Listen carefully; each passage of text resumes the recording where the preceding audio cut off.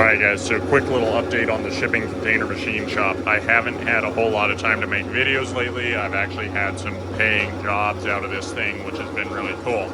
So, I got the lathe up and running, which you've seen in some of my videos that I've put out recently. So nothing too new there. Got the crane working, as some of my videos show.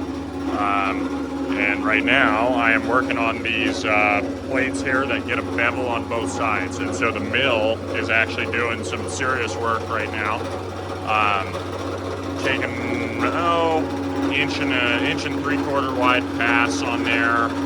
I think around 250 thousandths, 300 thousandths deep, and so I'm waiting on another tool to show up that'll take away some of this stick out here.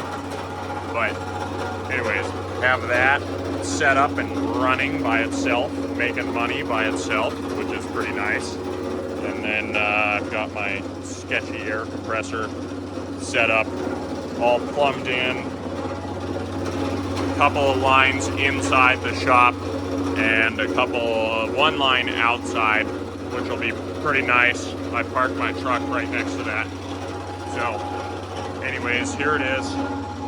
Fully functioning shipping container machine shop, and it's a beautiful day outside.